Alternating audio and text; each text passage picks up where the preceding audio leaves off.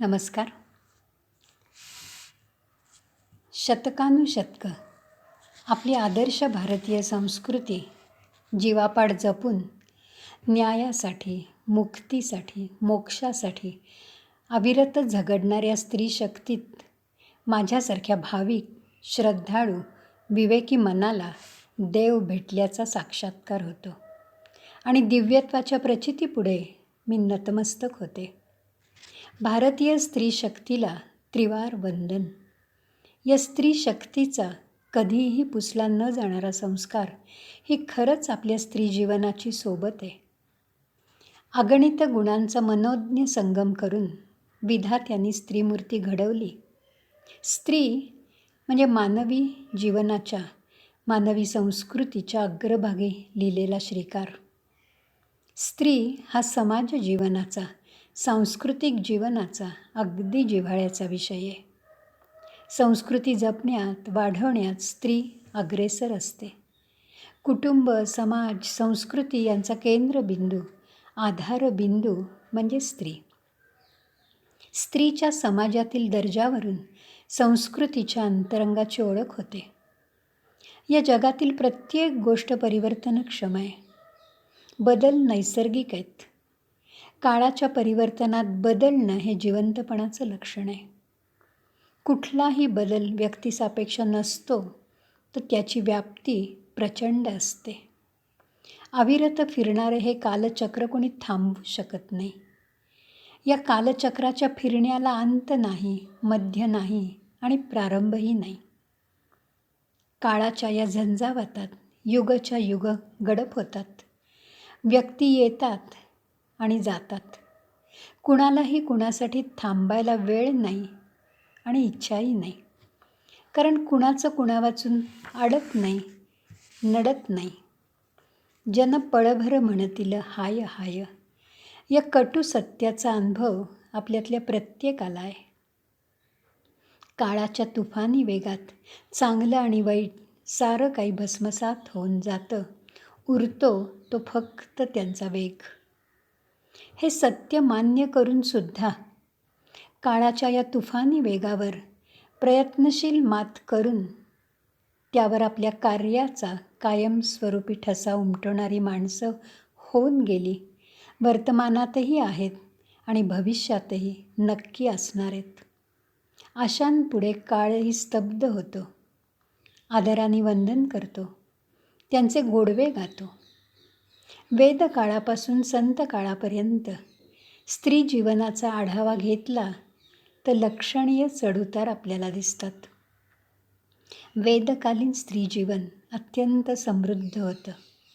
स्त्री स्वयंप्रकाशित होती. तिच्या विकासाला पूर्ण वाव होता. तिला खूप अधिकार होते. वेदकालीन समाज स्त्रीकडे व्यापक दृष्टिकोनातून बघायचा.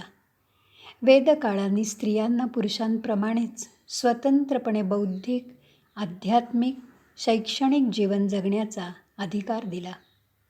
वेदकाळात स्त्री पुरुष समानता होती.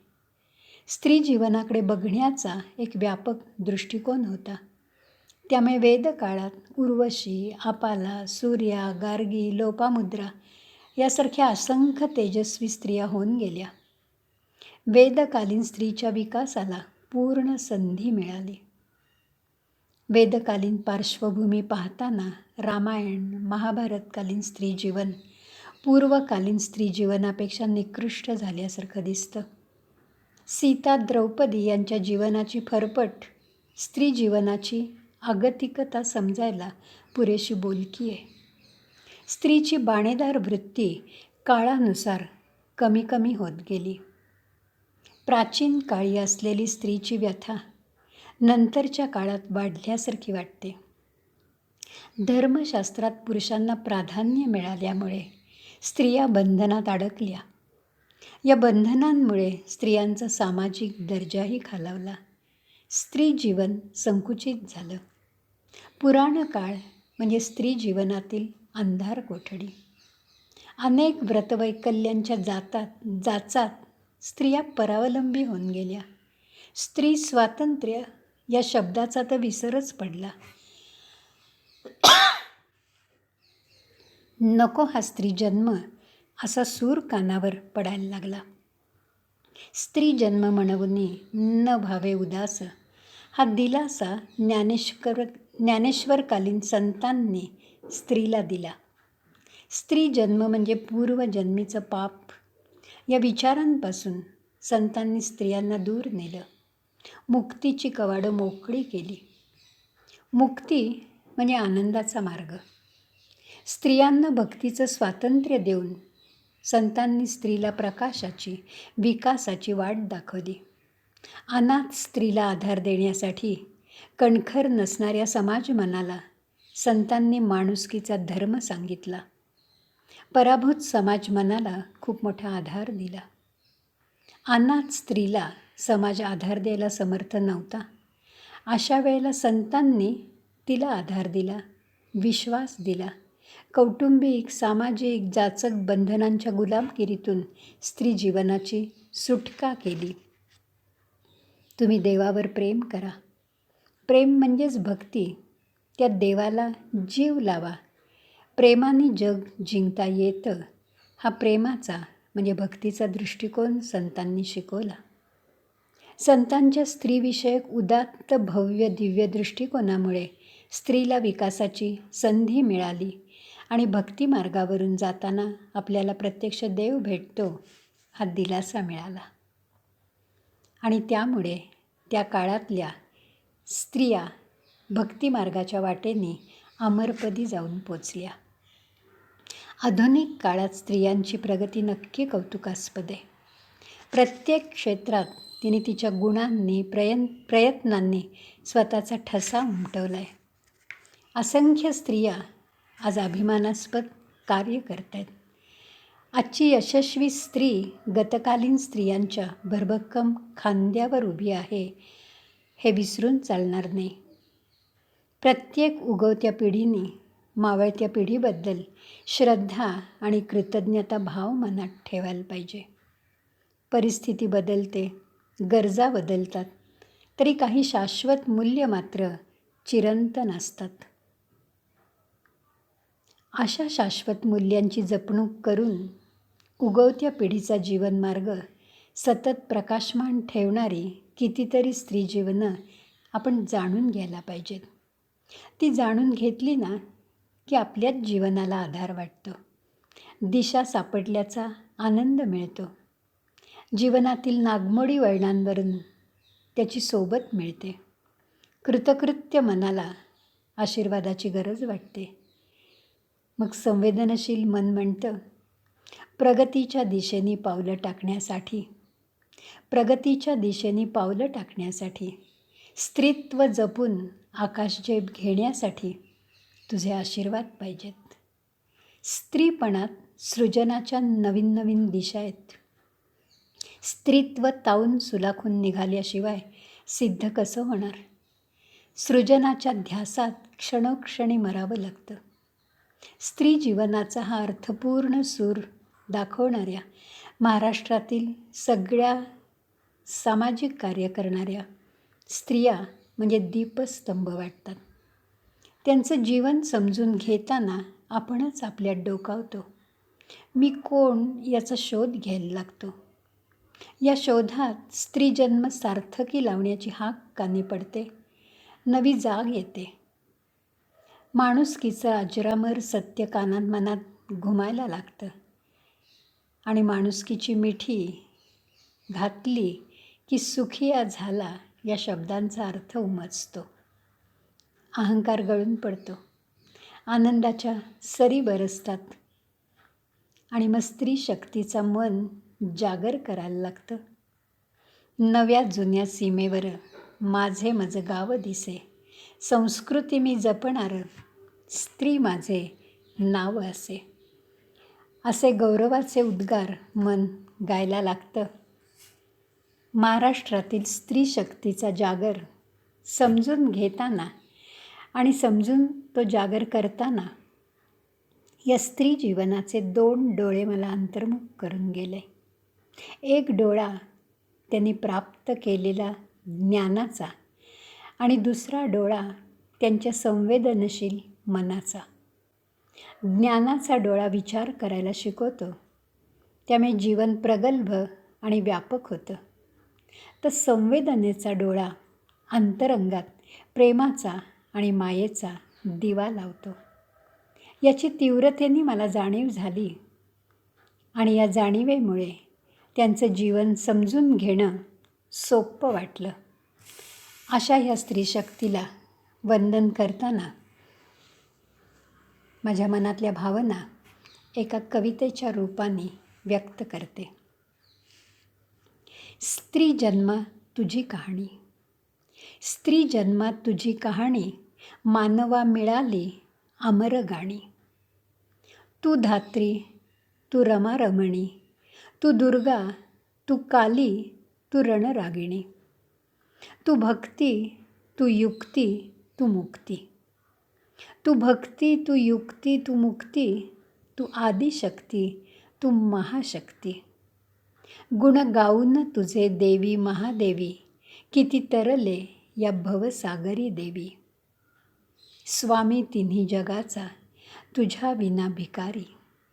स्वामी तिन्ही जगाचा, तुझ्या विना भिकारी. जन्म घेता नररत्ने, देव उजवे तुझ्या कुशीतुनी.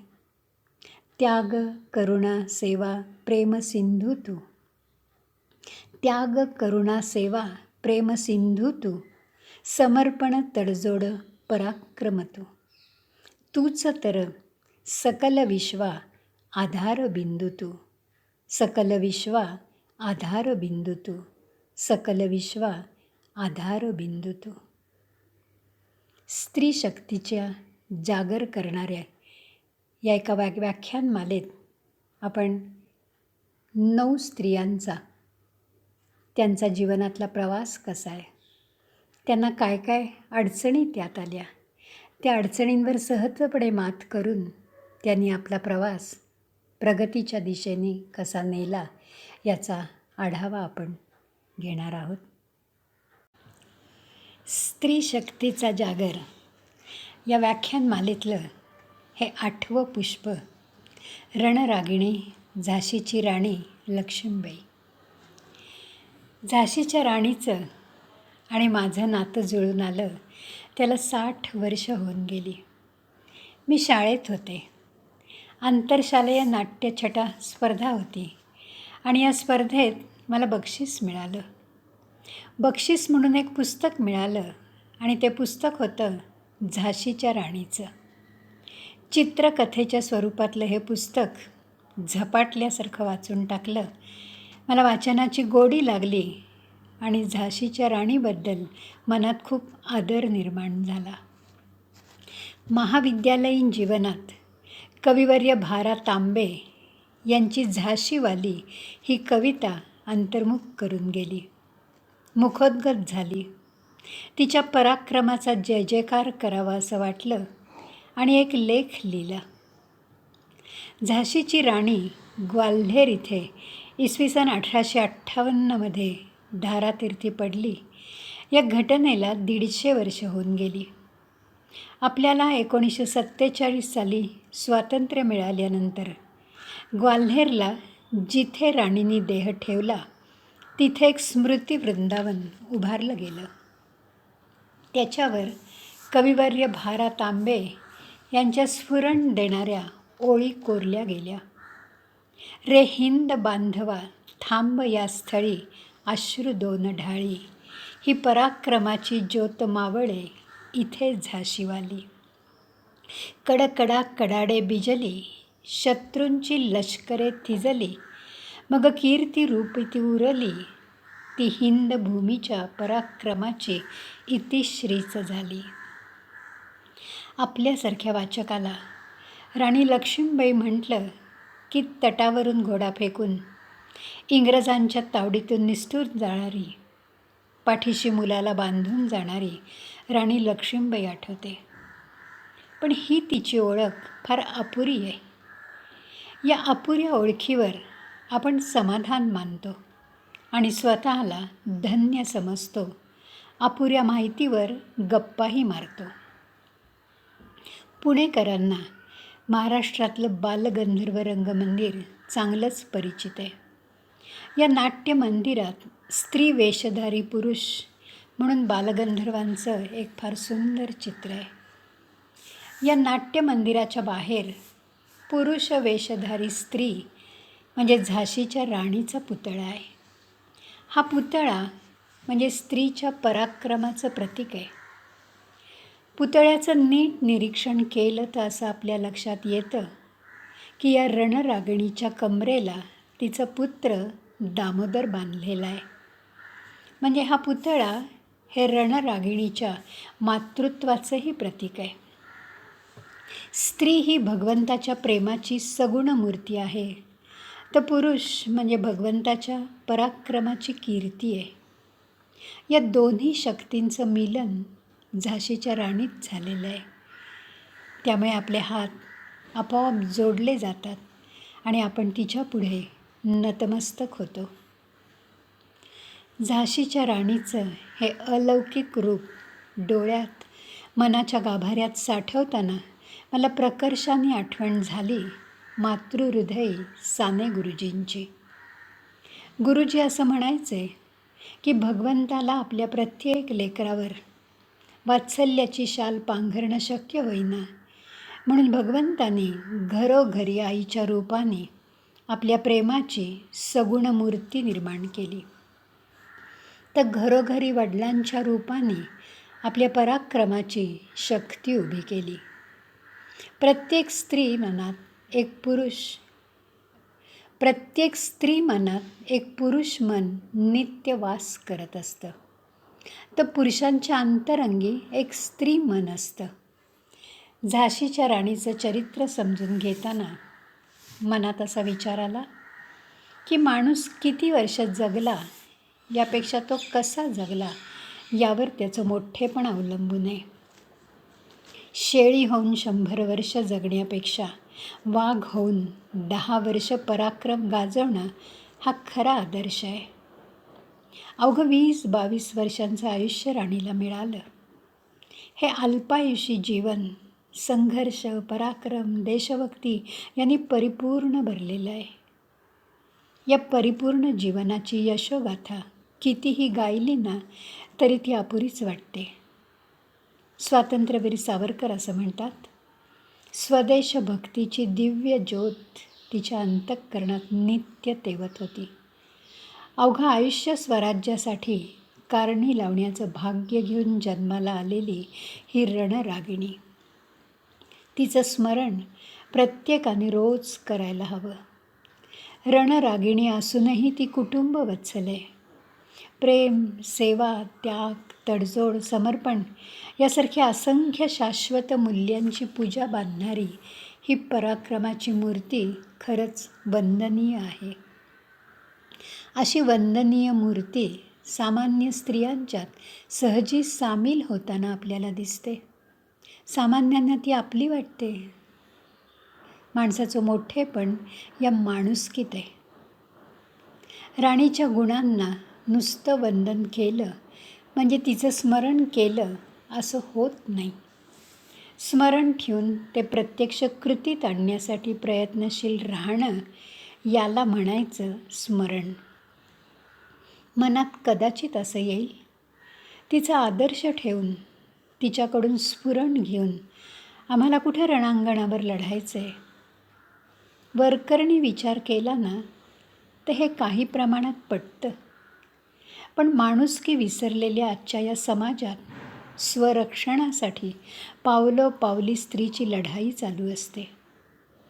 आपण आपलं स्वतःचं रक्षण करू शकलो तर समाजाचं आणि देशाचं रक्षण करू शकू.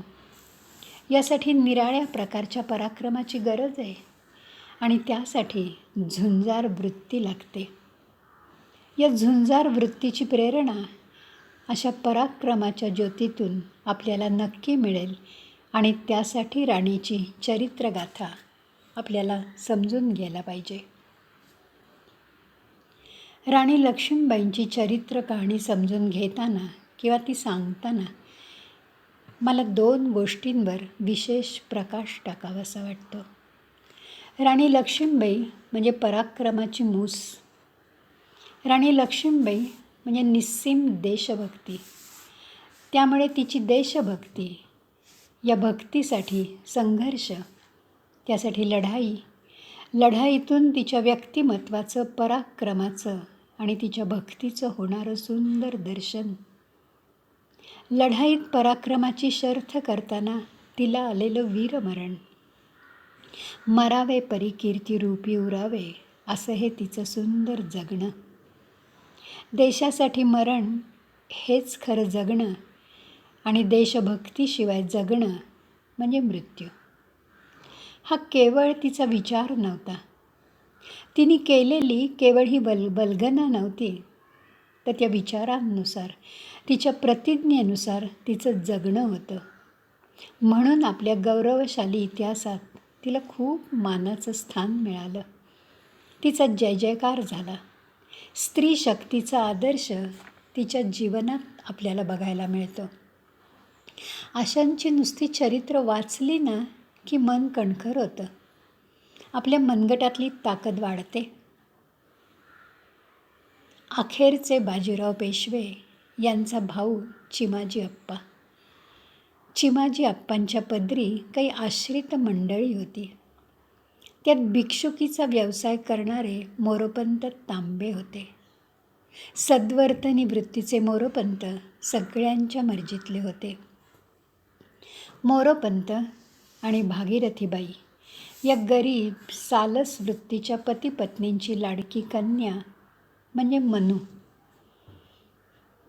गंगेकाठी जन्म झाला म्हणून तिचं नाव ठेवलं मनकर्णिका. मनू, छबेली ही तिची लाडकी टोपण नावं. मनू लहान असताना चिमाजी अप्पा गेले. त्यामुळे मोरोपंतांचं कुटुंब बाजीराव पेशव्यांच्या आश्रयाला बिठूरला आलं. थोडेच दिवसात मनूची आई मनूला कायमची सोडून गेली. पण मोरोपंतांनी मनूला कधीही आईची उणीव भासून दिली नाही. आईच्या वात्सल्याने, मायेने आणि जबाबदारीने दोन्ही भूमिका त्यांनी पार पाडल्या. मनूला वडिलांचा खूप लळा होता. मनू तिच्या अंगभूत गुणांमुळे सगळ्यांच्या कौतुकाचा विषय होती. वडिलांबरोबर ती बरेचदा बाजीराव पेशव्यांकडे जायची. लहानपणापासून मनू करारी, हजरजबाबी होती. धाडसी आणि पराक्रमी होती. भीती हा शब्द तिला माहितीच नव्हता. सत्याची ती भोगती होती. तिच्या या स्वभावामुळे घडलेले तिच्या लहानपणचे प्रसंग लक्षात ठेवण्यासारखे आहेत.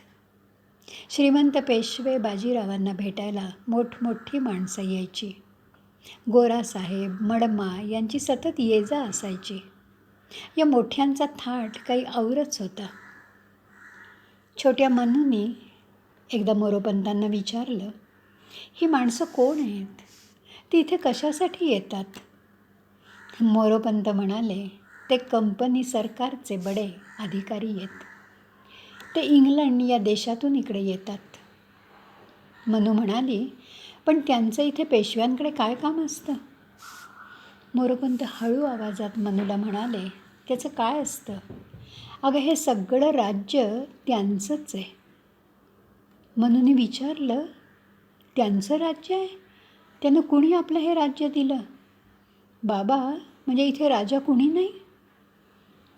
बाबा म्हणाले, अगं मनू, आपल्या राजे राजवाड्यांना या गोऱ्यांनी हरवलं आहे.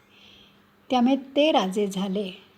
सत्ता नेहमी जिंकणाऱ्यांची असते. मनूला बाबांचं हे उत्तर अजिबात आवडलं नाही. ती नाराजीच्या सुरात म्हणाली, म्हणजे या गोऱ्यांनी आपल्याला गुलाम केले तर आपण त्यांचे गुलाम आहोत? मला नाही आवडणार कोणाचं गुलाम व्हायला. गुलामगिरी म्हणजे निव्वळ लाचारी. आपण कुणापुढेही पदर का पसरायचा? अगं बाई, बाजीरावसुद्धा त्यांच्या नजर कैदेत आहेत. तेव्हापासून मनूला लाचारी, गुलामगिरी, परक्यांनी आपल्यावर सत्ता गाजवणं या गोष्टींचा मनोमनी राग होता. तो तिचा स्वभावच होऊन गेला होता.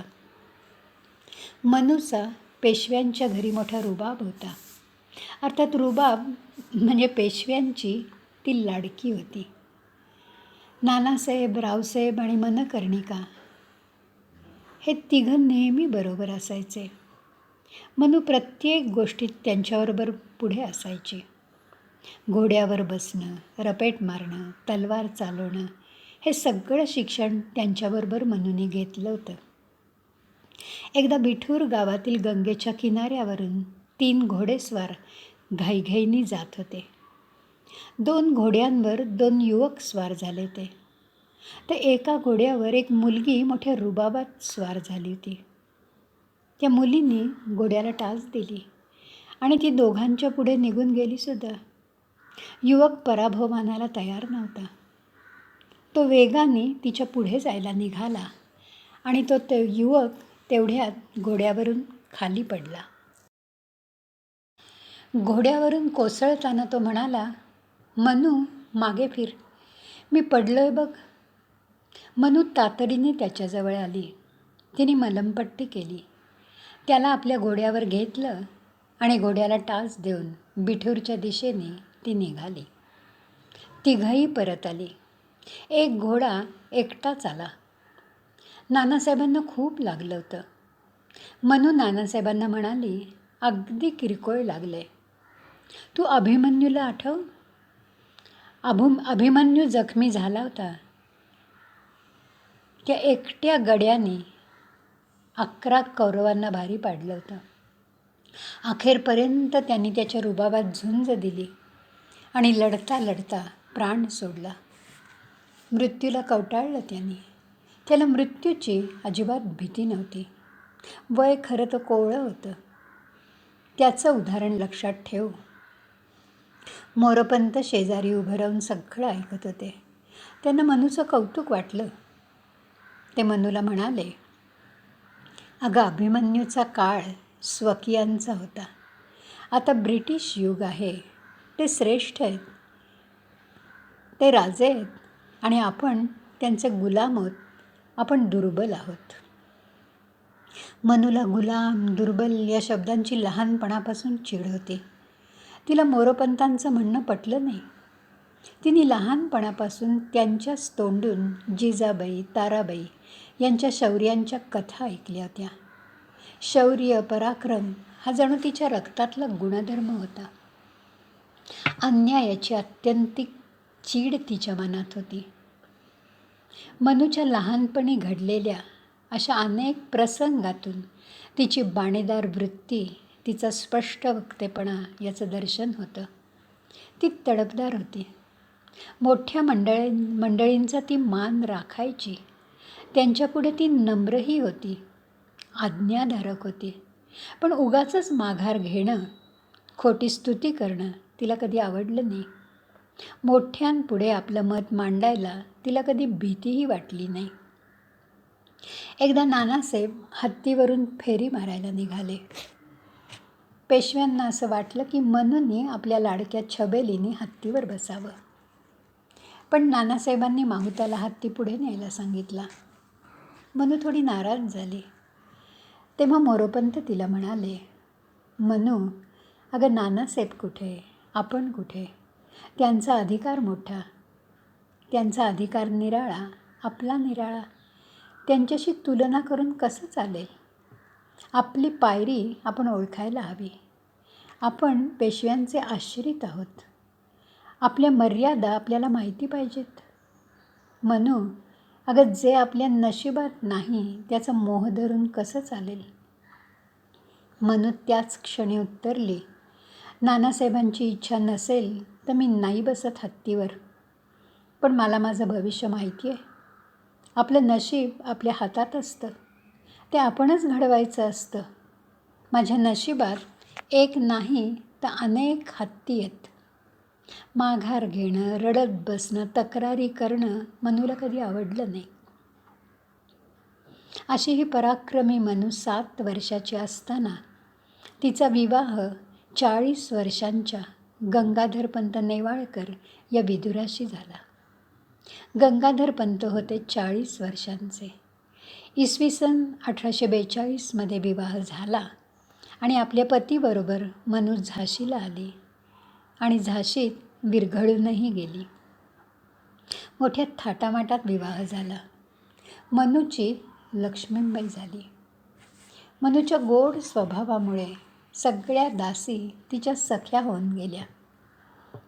तिला वाटायचं सगळ्यांनी शूर आणि पराक्रमी असायला हवं. स्त्री ही अबला नाही, तर ती सबल आहे. त्यामुळे तिने आपल्या या सगळ्या सख्यांना मल्लखांब, तलवारबाजी, नेमबाजी, घोड्यावर बसणं या सगळ्या आवश्यक गोष्टींचं शिक्षण दिलं. तिला याच सगळ्यांची आवड होती. मुलीच्या जन्माला येऊनही तिला नटणं, मुरडणं, दागदागिने, उंची वस्त्र याची जात्याच आवड नव्हती. आपल्या खानदानी घराण्याला आवश्यक असलेल्या गोष्टी त्या प्रसंगानुसार ती करायची, पण केवळ चालीरीत म्हणून. शौर्य, पराक्रम या गोष्टी म्हणजे तिच्या रक्तातले गुणधर्म होते. तिचे पती गंगाधर पंत आणि तिच्या वयात खूप अंतर असल्यामुळे आणि त्या नात्यामुळे तिला त्यांचा धाक वाटायचा. ते अत्यंत तापट होते. संताप त्यांना कधी आवरता यायचा नाही. अशा वेळेला लक्ष्मीबाई शांत असायच्या, पण संधी मिळताच त्या प्रसंगी आपलं मत व्यक्त करायच्या. मत व्यक्त करणं म्हणजे कुणाचा अपमान करणं किंवा त्याला विरोध करणं नाही. प्रत्येकाला आपलं मत व्यक्त करण्याचा अधिकार आहे. फक्त ते मत, तो विचार स्वतःच्या स्वार्थी वृत्तीने व्यक्त केलेला नसावा, असं तिला वाटायचं. एकदा गंगाधर पंत आणि लक्ष्मीबाई शंकराच्या देवळात दर्शनाला निघाले होते. तिला खूप प्रसन्न वाटत होतं. वाटेवर तिला एक तुरुंग दिसला. गुन्हेगाराला फाशी देण्याची जागा तिला दाखवली गेली. रडण्याचे आवाज तिच्या कानी पडले आणि लक्ष्मीबाईंना खूप दुःख झालं. त्यांच्या मनाची प्रसन्नता कमी झाली. त्या सहजपणे पतींना म्हणाल्या, प्रसन्न मनाने देवदर्शनाला जाताना हे असं वातावरण मन अशांत करतं. तिच्या या प्रतिक्रियेमुळे रागीट गंगाधर पंत अंतर्मुख झाले. त्यांना तो विचार पटला आणि फाशीची शिक्षाच त्यांनी रद्द करून टाकली. गावकऱ्यांना ही बातमी समजली आणि आपल्या दुःखाने व्यथित होणारी, आपला विचार करणारी राणी त्यांना आपली जवळची वाटली. त्यांना ती आवडली. लक्ष्मीबाई आणि गंगाधर पंत यांच्या सहजीवनातला आनंदाचा क्षण म्हणजे संसार वेलीवर पुत्राच्या रूपाने आलेलं एक गोंडस फूल. दोघंही खूप आनंदले. लक्ष्मीबाईंचा सगळा वेळ मुलाच्या संगोपनात जायचा.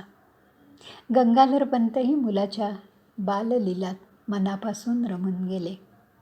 विशेष म्हणजे त्यांच्या स्वभावात खूप बदल झाला. रागीटपणा कमी झाला. विचार आणि विवेकाच्या वाटा त्यांना आवडायला लागल्या. ते कुटुंबवत्सल आणि प्रजावत्सल झाले. पण त्यांच्या या आनंदाला कोणाची तरी दृष्ट लागली. नियतीच्या मनात काहीतरी निराळच होतं. लक्ष्मीबाईंचा मुलगा 3 महिन्याचा झाला आणि आपल्या आईवडिलांना कायमचा सोडून गेला. तो देवाला आवडता झाला. लक्ष्मीबाईंना एकदम रिकामपण येऊन गेलं. त्यांना दुःख अनावर झालं. गंगाधर पंत काही बोलत नव्हते, पण त्यांचं दुःख मूळ रागीट स्वभावातून व्यक्त व्हायला लागलं. बारीक सारीक कारणांवरून त्यांना संताप अनावर व्हायला लागला. लक्ष्मीबाई स्वतःचं दुःख विसरून पतीचं मन रिझवण्याचा प्रयत्न करायच्या, पण त्यांचे सगळे प्रयत्न व्यर्थ होते. गंगाधर पंतांच्या दुःखाचा व संतापी स्वभावाचा परिणाम त्यांच्या शरीरावर व्हायला लागला आणि ते सतत आजारी पडायला लागले. निराशेने त्यांना घेरून टाकलं. वास्तव स्वीकारणं त्यांना शक्य झालं नाही. झाशीला आता आपल्या रक्ताचा वारस मिळणार नाही याचं दुःख त्यांच्या मनातून जाईना. ते शरीराने आणि मनाने खंगत होते. यानंतरची 2 वर्ष लक्ष्मीबाई आणि गंगाधर पंत यांच्यासाठी खूप वाईट गेली. गंगाधर पंत या काळात त्यांच्या मूळ स्वभावानुसार वागायला लागले. त्यांचं वर्तन बेछूट झालं. कुणाचा धाक नाही. लक्ष्मीबाई सगळं बघत होत्या, सहन करत होत्या. परिस्थिती सुधारण्यासाठी प्रयत्न करत होत्या, पण परिस्थिती हाताबाहेर चालली होती. 1853च्या नवरात्रानंतर गंगाधर पंतांच्या प्रकृतीने गंभीर रूप धारण केलं. त्यांना झाशीच्या भविष्याची चिंता वाटायला लागली आणि त्यांनी मुलगा दत्तक घेण्याचं ठरवलं. त्यांच्याच नात्यातला नेवाळकर यांचा मुलगा आनंदराव याला दत्तक घ्यायचं नक्की केलं.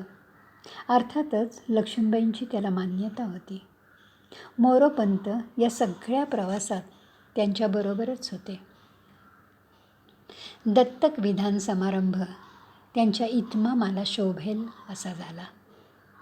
गंगाधर पंतांना बहुधा आपल्या मृत्यूची चाहूल लागली असावी. त्यामुळे शक्य असलेल्या गोष्टींची ते निर्वानिर्व करत होते. यासाठी त्यांना लक्ष्मीबाईंची समर्थ साथ होती. आपल्या मृत्यूनंतर दत्तकासाठी काही वाद निर्माण होऊ नयेत म्हणून त्यांनी दत्तक विधान समारंभाला इंग्रजी सैन्याचा प्रमुख असलेल्या मार्टिनला रीतसर आमंत्रण दिलं. वास्तविक हा सगळा सोहळा कौटुंबिक पातळीवरचा होता, पण झाशी हे संस्थान असल्यामुळे त्याचं स्वरूप राजकीय होतं. हा विचार लक्ष्मीबाई गंगाधर पंत दोघांच्या मनात होता. दूरदृष्टीचा विचार करता कंपनी सरकारने आपलं संस्थान खालसा करू नये हा त्यामागचा डोळस विचार होता. आपल्या दत्तक मुलाचं नाव त्यांनी दामोदर पंत असं ठेवलं. मार्टिनला निमंत्रण देऊन गंगाधर पंत थांबले नाहीत. त्यांनी दत्तक विधानाचा सविस्तर खुलासा करणारा खलिता एलिसला पाठवला. दत्तक विधानाला मंजुरी द्यावी. दत्तक विधान हा आमचा हक्क आहे. तो आमचा निर्णय आहे. या निर्णयाच्या आड कुणीही येऊ शकत नाही. माझ्या पश्चात माझी पत्नी हयात असेपर्यंत सगळ्या गोष्टींवर कायद्याने आणि माझ्या मर्जीनुसार त्यांचा हक्क आहे. यात कुणीही बाधा आणायचा प्रश्न येत नाही. माझ्या दत्तक मुलाची ती आई आहे. झाशी या संस्थानाची सगळी व्यवस्था माझ्या पश्चात ती बघेल. माझी पत्नी या सगळ्यासाठी अत्यंत योग्य आणि जबाबदार आहे. माझी पत्नी महापराक्रमी आहे. तिला विरोध केला तर ती हार मानणारी नाही. तिच्या वाटेला कुणीही जाऊ नका. तिच्या पराक्रमाला, गुणांना मी म्हणणारे सुद्धा वंदन करतील एवढी तिची पात्रता आहे. बाई माणूस म्हणून तिला कमी लेखाल तर पस्तावाल, लक्षात ठेवा. दत्तक विधानानंतरच्या आवश्यक असलेल्या सगळ्या जबाबदाऱ्या पेलताना गंगाधर पंत पार शिणून गेले. प्रकृती जास्तच ढासळायला लागली. त्यांना भ्रम झाला. ते भ्रमात बोलत होते. सगळ्यांची क्षमा मागत होते. अखेरीस ते एलिसला म्हणाले, माझी अखेरची इच्छा अशी आहे की माझी लाडकी झाशी पोरकी आणि अनाथ होऊन देऊ नका. झाशी मला प्राणाहून प्रिय आहे. हे ऐकता ऐकता एलिस मार्टिन तिथून निघून गेले. जाता जाता प्रयत्न करू असे अस्पष्ट शब्द त्यांच्या मुखातून जीवाच्या कराराने बाहेर पडले. त्यांनी शब्द वरकरणी का होईना दिला याचं खूप आश्चर्य वाटलं. पण ते त्यांच्या स्वभावानुसारच वागणार याची लक्ष्मीबाईंना पूर्ण खात्री होती. लक्ष्मीबाईंना खूप त्रास देणार हे सगळ्यांना माहिती होतं. झाशी ते खालसा करणार याची कल्पना सगळ्यांना आली. दत्तक विधान समारंभ पार पडला आणि दुसऱ्या दिवशी म्हणजे 21 नोव्हेंबर 1853 रोजी गंगाधर पंतांचा देहांत झाला. मुलाच्या दुःखातून पूर्ण बाहेर न पडलेली राणी दुःख सागरात बुडून गेली, पण स्वतःला सावरण्यातच शहाणपण होतं. शोक करत बसण्यात अर्थ नाही, तेवढा वेळही नाही. वैधव्यात आता आपल्याला खूप जबाबदाऱ्या पेलायच्यात, याचं भान ठेवणं आवश्यक होतं. गंगाधर पंतांचे अंत्यसंस्कार झाले. त्याला एलिस आणि मार्टिनही आज हजर होते.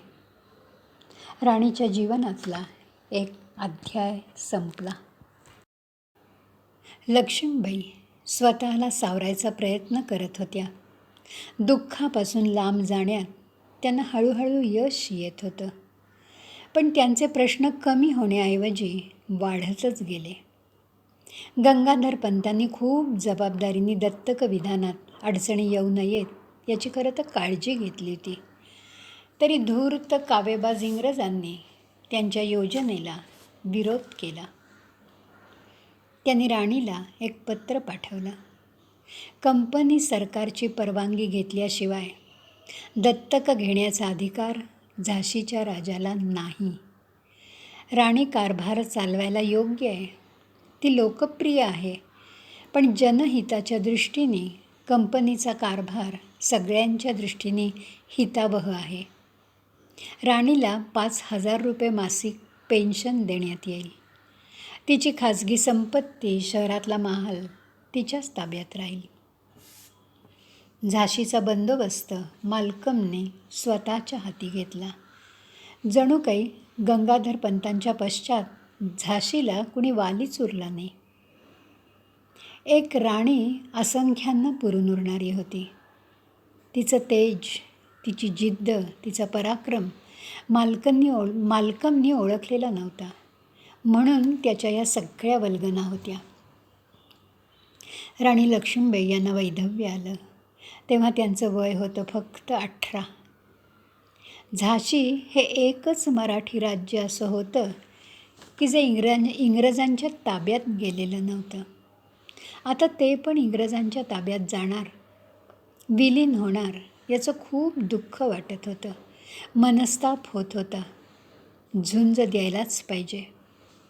राणी त्यावेळेला झाशीच्या किल्ल्यात राहत होती. आपल्या दत्तक पुत्राच्या वारसा हक्काला परवानगी मिळावी म्हणून तिने 2-3 पत्र पाठवली, पण उत्तर आलं नाही. राणी पत्राची वाट बघत होती हे खरं आहे, पण एकीकडे ती निराळ्या तयारीलाही लागली होती. स्त्रियांचं सैन्य दल पथक तयार करायला हवं. त्यांना नेमबाजीचं शिक्षण द्यायला तिने सुरुवात केली. स्त्रियांच्यात एक उत्साह आला. ती स्वतःही नेमबाजीचा सराव रोज करत होती. एक दिवस तिला नकारात्मक पत्र मिळालं. सारं काही संतापजनक आणि क्लेशकारक होतं. पत्रात असं लिहिलं होतं, झाशी हे पेशव्यांचं आश्रित राज्य आहे. अशा आश्रित राज्याचा दत्तक मान्य करणं न करणं हा अधिकार सर्वस्वी इंग्रजांचा आहे. दामोदर पंतांना दत्तक पुत्र म्हणून मान्य करता येणार नाही. परत पत्र पाठवून जबरदस्ती करू नये. झाशीचं राज्य खालसा करून ते इंग्रजी राज्यात विलीन केलं जाते. मालकमच्या या पत्राने 7 मार्च 1854 रोजी दत्तक विधान अमान्य केलं आणि झाशीचं राज्य ब्रिटिश साम्राज्यात विलीन केलं जातंय असा फतवा काढला. झाशीतल्या सगळ्या नागरिकांनी स्वतःला ब्रिटिश सरकारचं नागरिक मानावं आणि सुखासमाधानाने जीवन जगावं असंही जाहीर केलं. एलिम स्वतः राणीच्या भेटीला आला. समक्ष भेट घेऊन आपला हा निर्णय सांगावा असं त्याला वाटलं. तो घाबरतच राणीच्या दिवाणखान्यात आला. राणीचा नूर बघितला आणि त्याच्या छातीत धडधडायला लागलं. धीर करून त्यांनी निर्णय सांगितला आणि त्याच क्षणी एखादी वीज कडकडावी तसा राणीचा आवाज त्याच्या कानी पडला, मैं अपनी झासी नहीं दूंगी. मला तुमचं पेन्शन नको, मी तुमची भीक कधीही स्वीकारणार नाही, असं म्हणून राणी महालात निघून गेली. मैं अपनी झासी नहीं दूंगी ही राणीची गर्जना तिच्यावर प्रेम करणाऱ्या, तिला मानणाऱ्या झाशीच्या नागरिकांनी ऐकली. ते पण राणीसारखे पेटून उठले, युद्धाला सज्ज झाले. पण राणींनी त्यांना आवरलं. योग्य वेळ आली की पूर्ण तयारीनिशी आपण सज्ज राहू, तुटून पडू, असं राणींनी त्यांना समजावलं आणि त्यांना ते पटलंही. राणी बाहेरून शांत दिसत होती, पण अपमानाने, अन्यायाने ती आतून पेटून उठली होती. घडलेली घटना साधी नव्हती, तर उद्ध्वस्त करणारी होती. काशी, सुंदर, मुंदर, जुही सगळ्या या घटनेने विचारात पडल्या, अस्वस्थ झाल्या. काळजी, दुःख, चीड या सगळ्यांमुळे त्यांचे डोळे भरून आले. पण राणीला ते अजिबात आवडलं नाही. अशा वेळेला पराक्रमाची स्वप्न रंगवायला हवीत, धैर्य एकवटायला हवं. अश्रू हे असहाय्यतेचं, आगतिकतेचं लक्षण आहे. राणीने सगळ्यांना धीर दिला. आपल्यातल्या शक्तीची त्यांना जाणीव करून दिली. राणीला आपल्या पराक्रमाचा वैभवशाली इतिहास आठवला. पुरुषांच्या बरोबरीने स्त्रियांच्या पराक्रमाचा वैभवशाली इतिहास आपल्याकडे आहे, याचा सार्थ अभिमान आपल्याला वाटतो. छत्रपती शिवाजी महाराजांनंतर पराक्रमी शंभूराजे मारले गेले. शाहू महाराजही गेले, राजाराम महाराज गेले. पण अशा या प्रतिकूल परिस्थितीत ताराबाईंनी मोगल सम्राटाला दिलेली झुंज मोठी कौतुकास्पद आहे.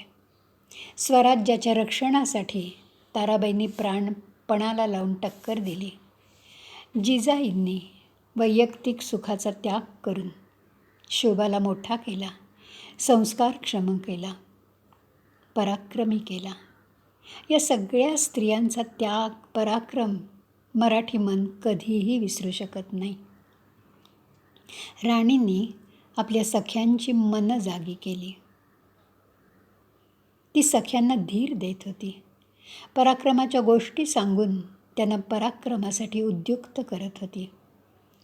राणीचा आवेश बघून त्या तिघींनी राणीला अखेरपर्यंत साथ देण्याचं व्रत स्वीकारलं. कर्म करणं आपल्या हातात आहे, पण कर्मावर आपला अधिकार नाही.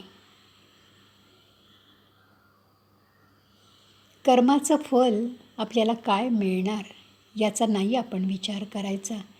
निरपेक्ष वृत्तीने कर्म करत राहायचं, तेच आपल्या हातात आहे. गीतेतलं जीवनविषयक तत्त्वज्ञान सांगून राणी आपल्या सख्यांचा विचार, विवेक जागा करत होती. आपल्या पाठीशी झाशीची जनता आहे. भीती कसली? आपली बाजू सत्याची आहे. यश नेहमी सत्याचंच असतं. आपल्याला उत्तम प्रकारे नेतृत्व करता यायला हवं. कुठल्याही परिस्थितीत माघार घ्यायची नाही. राणीच्या विचारांचं, प्रतिकूल परिस्थितीवर मात करण्याची तिची जिद्द, तिचे नेतृत्व गुण याचं खूप कौतुक वाटतं. राणीचा प्रवास खडतर होता हे नक्की. राणीला आपलं स्वराज्याचं स्वप्न जनतेच्या एका धाग्यात एकत्र बांधून पूर्ण करायचं होतं. हे काम एकट्या दुकट्याचं नाही. सर्वांच्या एकत्रित कष्टाचं, पराक्रमाचं हे फळ म्हणजे स्वराज्याचा ध्वज फडकवणं. इंग्रजांनी हळूहळू झाशीत आता पाय रोवायला सुरुवात केली. स्वतःकडे ताबा घ्यायला सुरुवात केली. त्यांच्या कार्याची सुरुवात झाली. राणीला झाशीच्या किल्ल्यातून बाहेर काढण्यापासूनच. राणीसाठी या सगळ्या गोष्टी क्लेशकारक, अपमानास्पद होत्या. पण झाशीचं कल्याण जर का यात असेल तर त्या आपण स्वीकारायला हव्यात, असा विचार ती सावधपणे करत होती. केवळ राणीलाच नाही, तर तिच्या सख्यांना, झाशीच्या नागरिकांनाही हा अपमान वाटत होता. 21 डिसेंबर 1854 या दिवशी राणींनी ईस्ट इंडिया कंपनीच्या डायरेक्टर बोर्डला एक खलिता पाठवला. झाशी खालसा करण्याचा तुमचा निर्णय अयोग्य आणि अन्यायकारक आहे. पण खलित्याचा कसलाही परिणाम झाला नाही. ईस्ट इंडिया कंपनीच्या प्रत्येक हालचाली राणीवर आणि झाशीवर कुरघोडी करणाऱ्या होत्या. या सगळ्या हालचाली म्हणजे लढाईची पूर्वतयारी होती. राणीला याची पूर्ण कल्पना होती. तिची त्या दृष्टीने तयारीही सुरू होती. 21 मार्च 1858ला झाशीवर हल्ला करण्यापूर्वी जनरल रोजने राणीला एक पत्र पाठवलं. आपल्या दिवाणासह लालाभाऊ बक्षी, मोरोपंत तांबे, रघुनाथ सिंह, खुदाबक्ष या सगळ्यांना बरोबर घेऊन निशस्त्र होऊन माझ्या भेटीला या, अन्यतः युद्धाला सज्ज व्हा.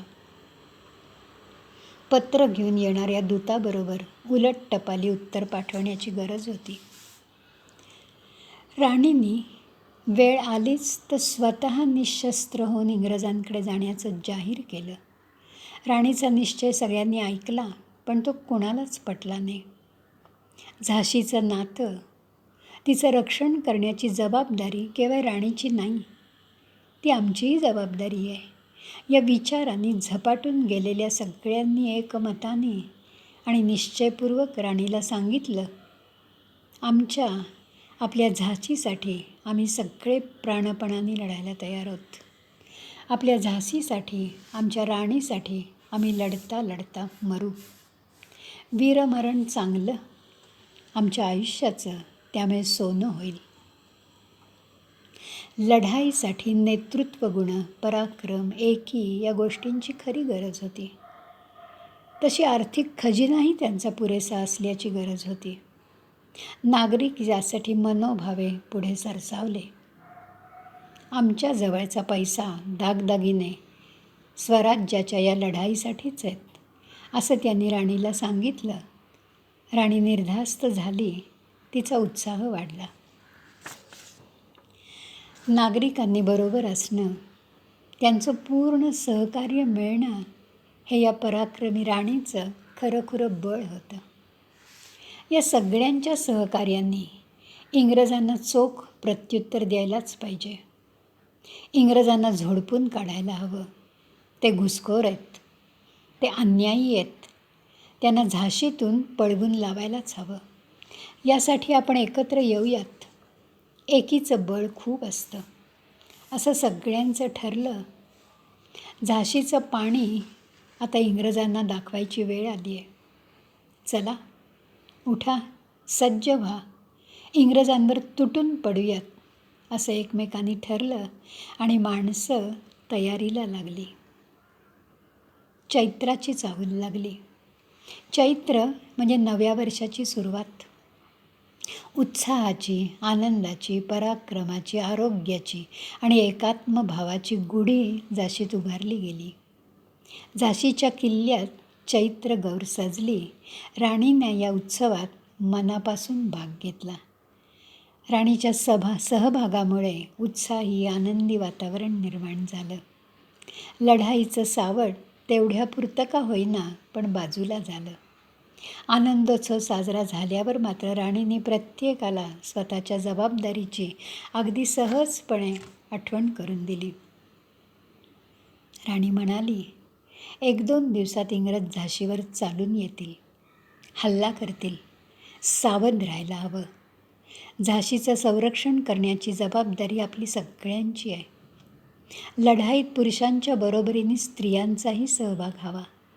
स्त्रिया पराक्रमी आहेत, त्यांच्या पराक्रमाला वाव मिळायला हवा. स्त्री शक्तीचा, स्त्री पराक्रमाचा जय जयकार व्हायला हवा. राणीने खूप महिलांना तलवार, नेमबाजी याचं प्रशिक्षण दिलं होतं. त्या चांगल्यात तयार झाल्या होत्या. त्या संधीची वाट बघत होत्या. त्या सगळ्या राणीभोवती जमल्या. सगळ्यांनी उत्स्फूर्तपणे आणि मोठ्या जोशाने हर हर महादेवचा गजर केला. अवघ्या झाशीत हर हर महादेवचा नाद घुमला आणि झाशी युद्धाला सज्ज झाली.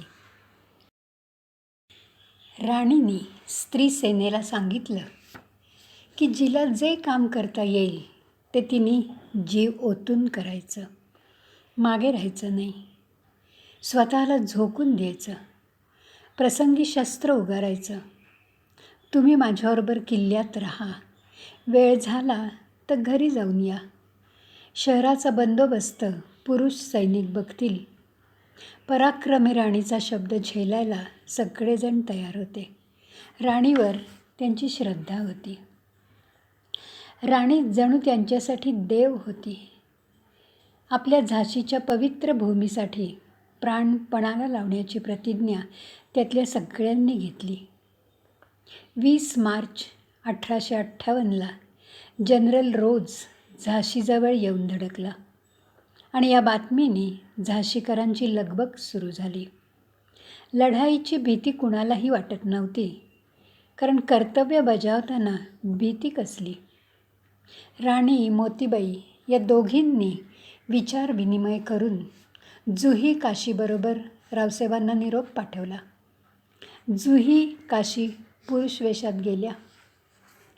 त्या बाहेर पडल्या आणि झाशीचे दरवाजे बंद झाले. दोघी शस्त्र घेऊन कालपीच्या दिशेने गेल्या.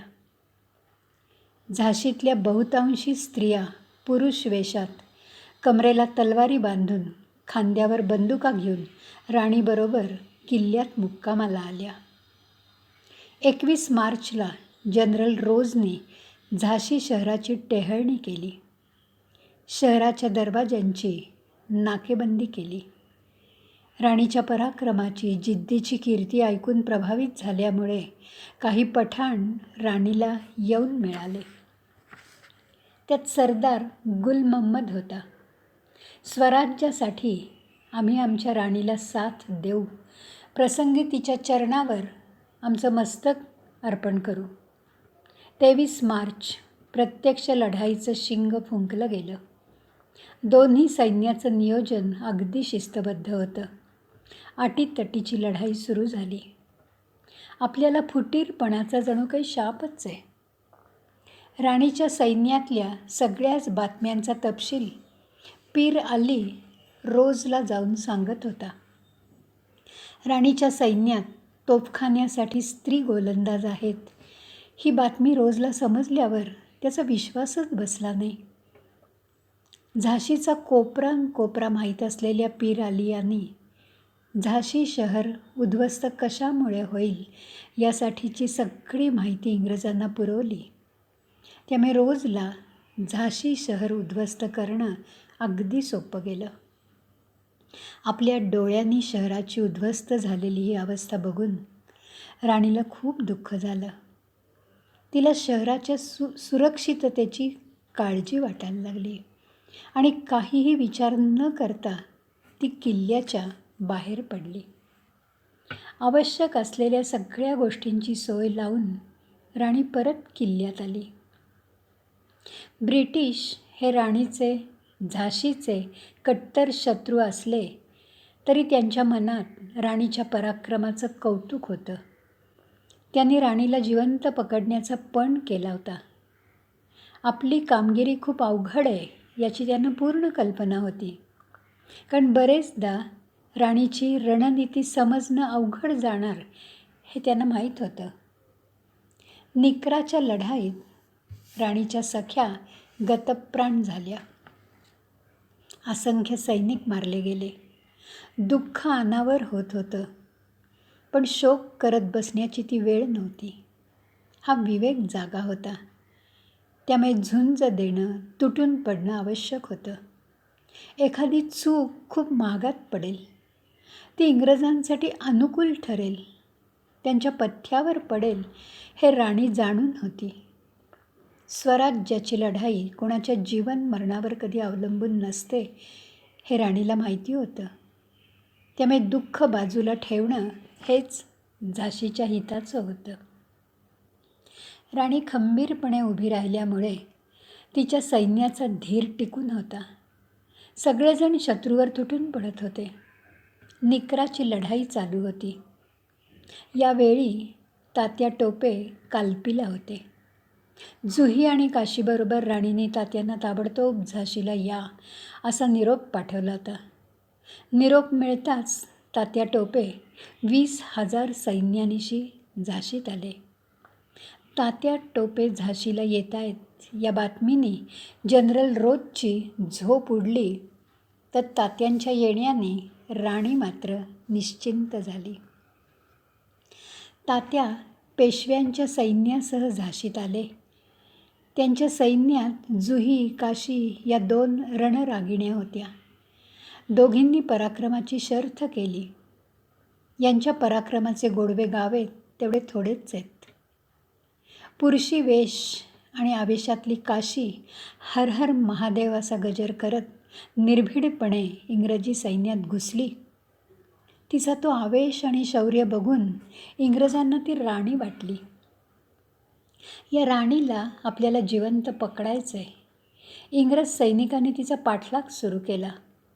काशीने पराक्रमाची शर्थ केली, पण नियतीच्या मनात काही निराळच होतं. झुंज देता देता अखेर काशी पडली. पडताना सुद्धा तिने मोठ्यांनी हर हर महादेव अशी गर्जना केली. रोजनी ही राणी नाही हे ओळखलं. त्यांनी काशीचा देह सुरक्षित ठेवला. काशी पडल्याचं जुहीने तात्यांना सांगितलं. आता इंग्रजी सैन्याचा मोर्चा तात्यांकडे वळला. सैन्य तात्यांवर तुटून पडलं आणि अखेर तात्या आणि जुही कालपीला परत गेले. ही बातमी राणीला समजली. तात्या हरल्याचं ऐकलं आणि राणीचं सैन्य हतबल होतंय की काय असं वातावरण सगळीकडे पसरलं. निराशेने सगळ्यांना घेरून टाकलं. रोज आणि रोजचं सैन्य आनंदलं. त्यांचा त्वेष वाढला. त्यांना वाटलं आता लढाई संपणार, सरशी आपली होणार. इंग्रजी सैन्य या विचाराने विश्रांती घेणार की काय असं वाटत होतं. राणीने आशा सोडली नाही. तिने सैन्याचं तेज आणि मनोधैर्य वाढवायचा प्रयत्न केला. सगळ्या सैन्याला एकत्र आणलं. त्यांच्यातला पराक्रम जागवायचा प्रयत्न केला. लक्षात ठेवा की पेशव्यांचं सैन्य जरी परतलं असलं तरी ते उद्या जास्त ताकदीनिशी परत येणार हे नक्की. त्यांच्याबरोबर तोफखाना असेल, त्यामुळे आपली ताकद प्रचंड वाढणार आहे. गर्भगडीत होऊन चालणार नाही. जिंकू किंवा मरू ही आपल्या पूर्वजांची प्रतिज्ञा आठवा. त्यांच्या शौर्याचं स्मरण करा, त्यांना वंदन करा आणि त्यांच्या आशीर्वादाने मैदानात उतरा, मैदान गाजवा. आपल्यासाठी लढता लढता मृत्यू येणं हेच आपलं जगणं आहे. स्वराज्यासाठी प्राणार्पण करणं हाच आपला पुरुषार्थ आहे. आपला वैभवशाली इतिहास आपल्याला हेच सांगतो. सगळ्यांनी जणू काही काट टाकली, वीरश्री संचारली आणि हर हर महादेवचा गजर निनादायला लागला. राणीबरोबर मुंदर, मोतीबाई, लालाभाऊ बक्षी सगळेजण आपल्या सैन्यानिशी इंग्रजांवर तुटून पडले. त्यांचा त्वेष, आवेश बघून इंग्रजी सैन्याचा धीर खचला. मैदान सोडावं की काय असा विचार त्यांच्या मनात आला. इंग्रजांनी लढता लढता पराक्रमी सुंदर मृत्यूला प्रिय झाली. पराक्रमी सुंदर केवळ राणीची दासी नव्हती, तर ती पराक्रमी सैनिक होती. राणी सैन्याचं बळ एकवटण्याचा प्रयत्न करत होती. खरं तर झाशी आता सर्वनाशाच्या उंबरठ्यावर उभी होती. तरी राणी खचली नाही, हताश झाली नाही. झाशीचं रक्षण करणं हे आपलं कर्तव्य आहे आणि आपण ते नक्की करणार आहोत असा आशावाद ती जागवत होती. वेळ आली तर मी एकटी झुंज देईन, पण माघार घेणार नाही. एकटी लढेन या तिच्या प्रतिज्ञेने परत सैनिक उमेदीने लढू लागले आणि घोड्यावर स्वार होऊन सगळे किल्ल्याबाहेर पडले. राणीने दामोदर पंतांना, आपल्या पुत्राला पाठीशी घट्ट बांधलं. राणीवर बेहद्द प्रेम करणारी, तिच्या पराक्रमाने भारावून गेलेली, राणीसाठी प्रसंगी प्राण द्यायची तयारी असलेली झलकारी, तिला समजलं की राणीने किल्ला सोडलाय.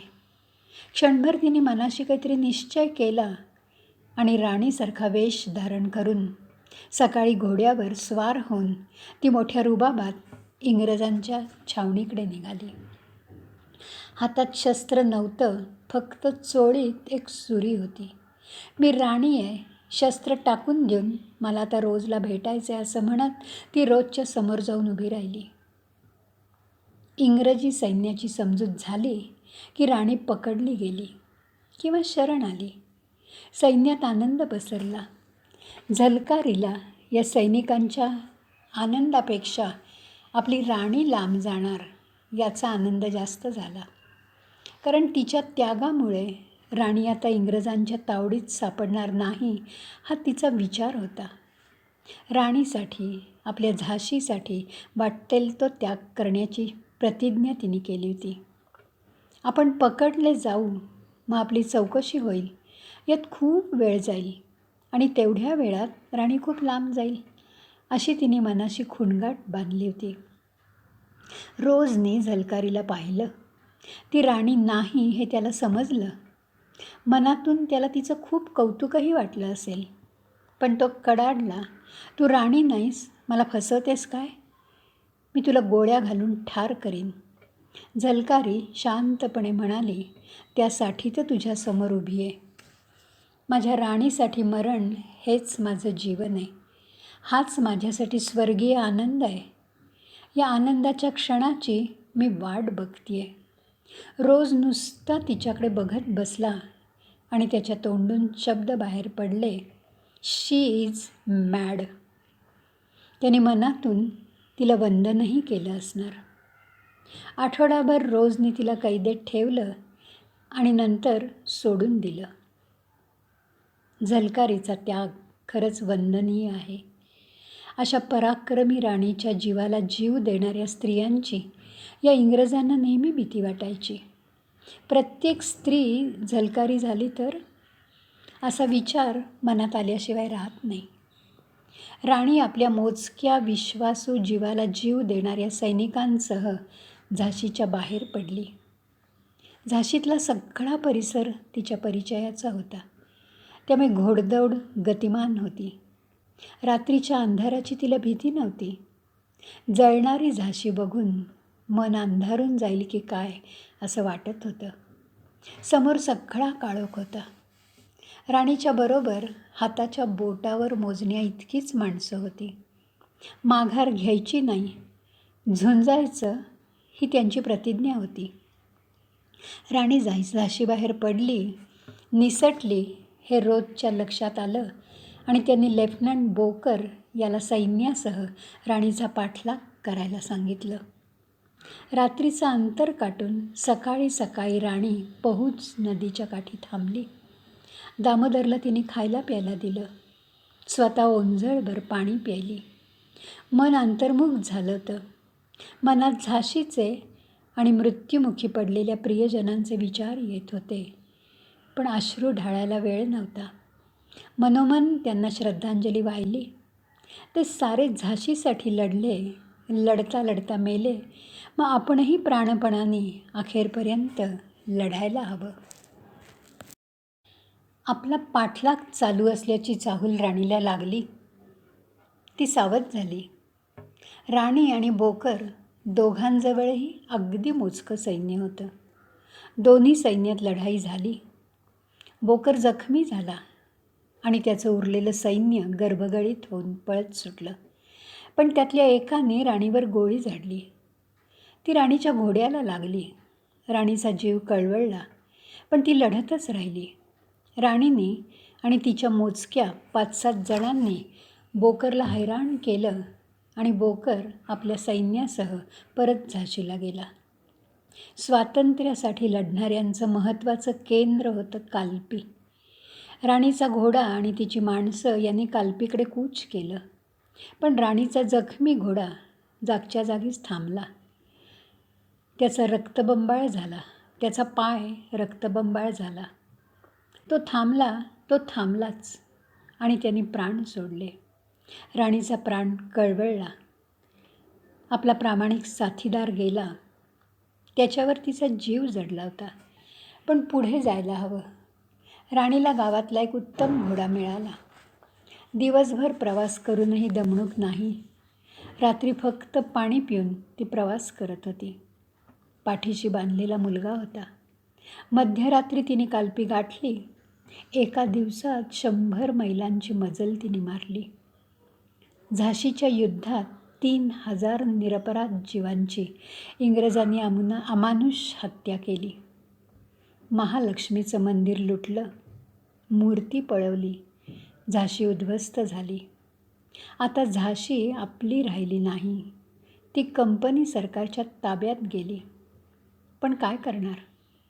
काय झालं यापेक्षा पुढे काय हा प्रश्न तिच्यासाठी महत्त्वाचा होता. राणी कालपीत पोचली तेव्हा नानासाहेबांचे बंधू रावसाहेब तिथेच होते. सगळं सैन्य बेशिस्त झालं होतं. जुहीची आणि राणीची भेट झाली. एप्रिल अखेर ऐन उन्हाळ्यात रोजनी कालपीवर हल्ला केला. त्याचं सैन्य प्रचंड होतं, पण झाशीच्या लढाईत त्याचं सैन्य दमलं होतं. कालपीच्या मार्गात खूप अडचणी होत्या. त्यात उन्हाळा, पाण्याचा तुटवडा होता. सैनिक आजारी पडायला लागले.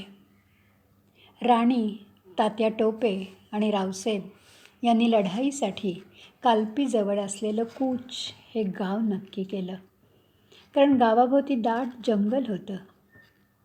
राणीजवळ सैन्याची कमतरता नव्हती, पण सैन्याला शिस्त नव्हती. स्वातंत्र्याबद्दल प्रेम नव्हतं. सैन्याचा कल फक्त फायद्याकडे होता. रावसाहेब सेनानी होते, पण सैनिक मनमानी करणारे होते. राणीच्या करड्या शिस्तीत हे काहीच बसणारं नव्हतं. रावसाहेब सुखासीनतेत रमणारे होते. नाच गाण्याचे शौकीन होते. पण जुही उत्तम नर्तिका होती हे समजल्यावर तिला नाचण्याचा रावसाहेबांनी आदेश दिला. पण जुहीने आदेश नाकारला. ती नित्य राणीला साथ देणारी होती हा तिचा पण तिने जाहीर केला. इंग्रजांनी कूचवर हल्ला केला. इंग्रजांनी कूचचा किल्ला ताब्यात घेतला. तात्या टोपे ग्वाल्हेरला गेले. पेशव्यांचं सैन्य अस्थिर झालं. राणी एकटी पडली. राणीला अखेरीस माघार घ्यायला लागली आणि कालपीवर इंग्रजांचा युनियन जॅक फडकला. राणी, तात्या, रावसाहेब ग्वाल्हेरला गेले.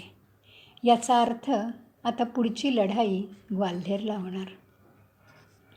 सततच्या लढाया हेच जणू राणीचं जीवन होऊन गेलं होतं. ग्वाल्हेर हे संस्थान महादजी शिंदे यांच्या वेळेपासून एक शक्तिशाली केंद्र म्हणून ओळखलं जायचं. हे मराठा सत्तेचं मुख्य केंद्र होतं.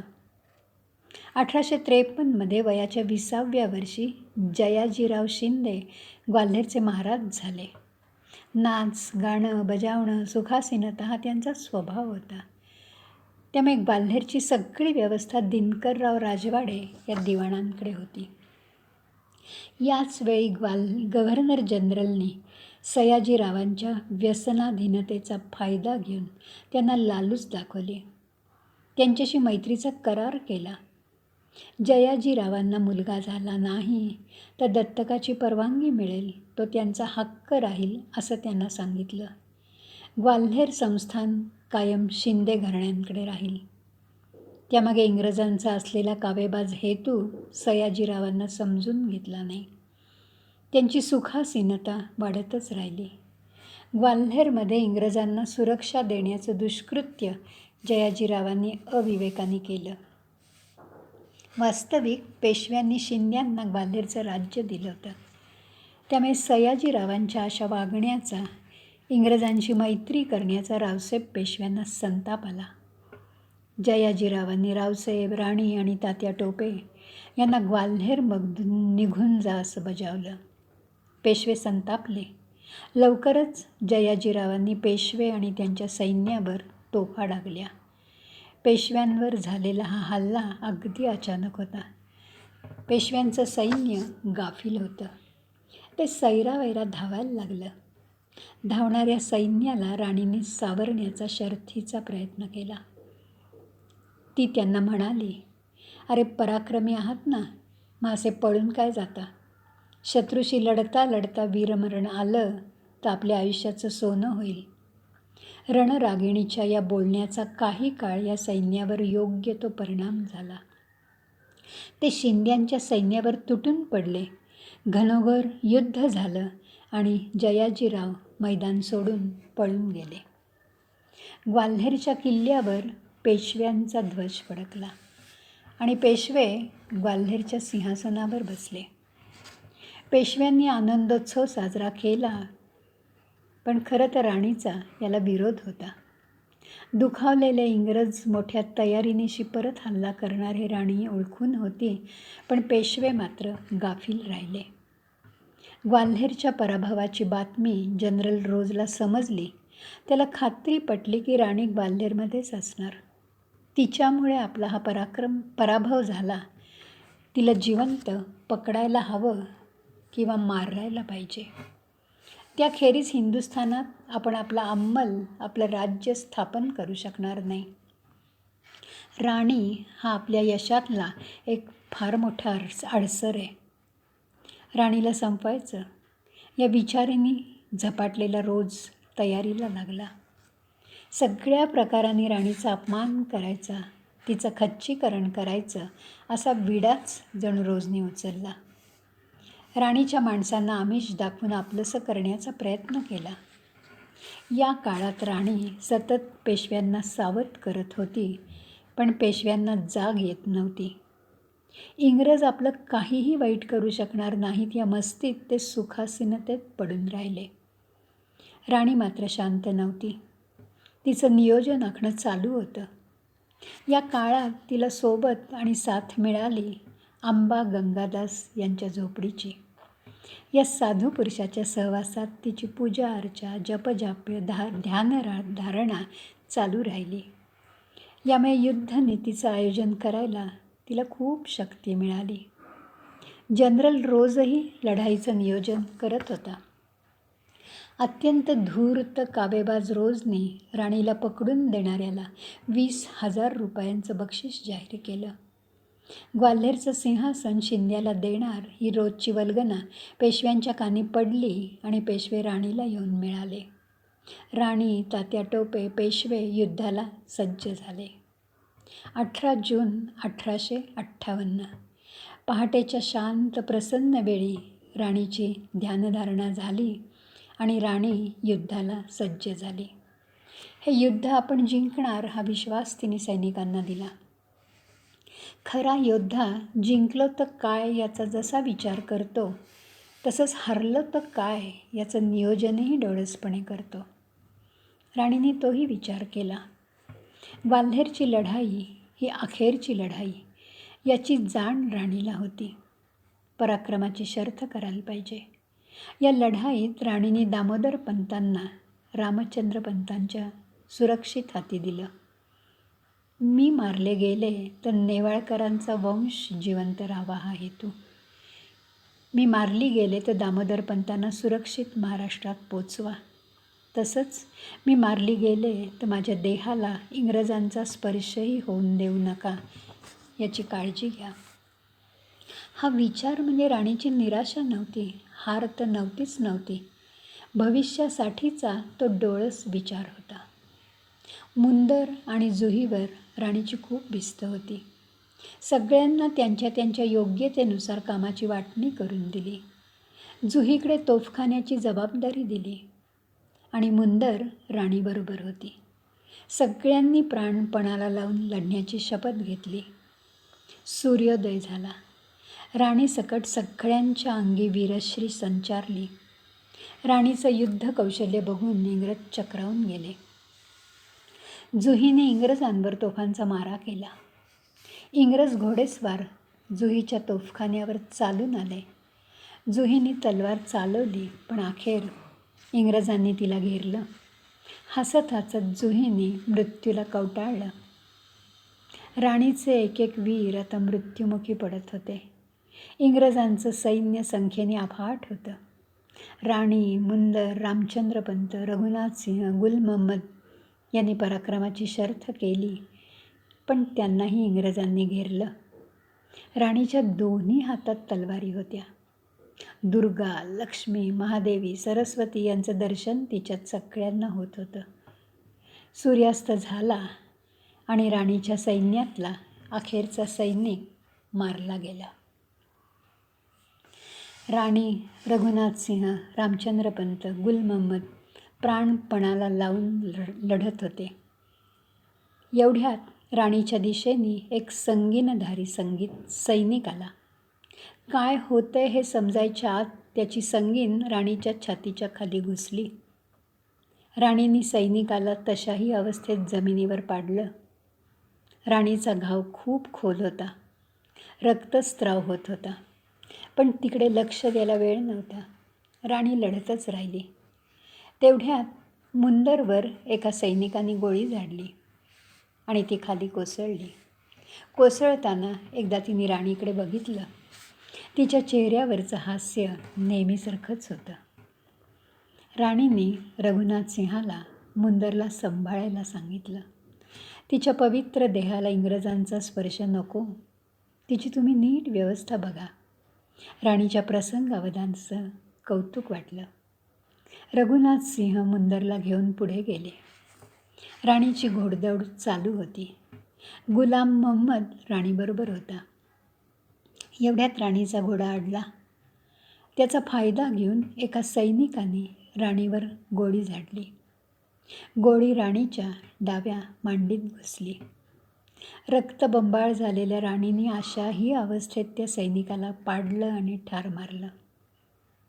एवाने राणीच्या दिशेने दुसरा सैनिक आला. त्यांनी राणीच्या मस्तकावर तलवारीने वार केला. डोक्याचा भाग कापला गेला. उजवा डोळा बाहेर आला. अशाही स्थितीत कोण देहाते संभाळी असं म्हणत बेभान होऊन राणीने त्या सैनिकावर वार केला. त्याला खाली पाडलं. घोड्यावरून खाली पडणाऱ्या झुंजार वृत्तीच्या राणीला रामचंद्र पंत सावरत होते. गुल महम्मद एखाद्या लहान मुलासारखा रडायला लागला. रघुनाथ सिंह आणि रामचंद्र पंत यांनी राणीला घोड्यावरून खाली उतरवलं आणि आपल्या राणीला, आपल्या दैवताला गंगादास बाबांच्या झोपडीत आणलं. पाठोपाठ मुंदरलाही झोपडीत आणलं. सूर्यास्ताची वेळ झाली. बाबा गंगादासांनी राणीला गंगाजल पाजलं. तिला तरतरी आली आणि डोळे उघडून तिच्या मुखातून शब्द बाहेर पडले, हर हर महादेव. आणि क्षणात राणीची शुद्ध हरपली. झाशीचा सूर्य मावळला, पण कीर्तिरूपाने तळपतच राहिला. भविष्यातही तो तसाच तळपळत राहणार हे नक्की. इंग्रज सूर्यास्तानंतरही राणीच्या मागावर येणार याची खात्री असल्यामुळे ते यायच्या आत राणी आणि मुंदर दोघींचे मृतदेह गवताच्या गंजीवर ठेवले. मंत्र म्हटले. दोघींना त्रिवार वंदन केलं. दोघींचा जय जयकार केला. अश्रू अनावर होत होते. पण राणीला अश्रूंनी निरोप दिलेला आवडणार नाही हे माहिती असल्यामुळे शांत मनाने अश्रू लपवत अंत्यसंस्कार केले.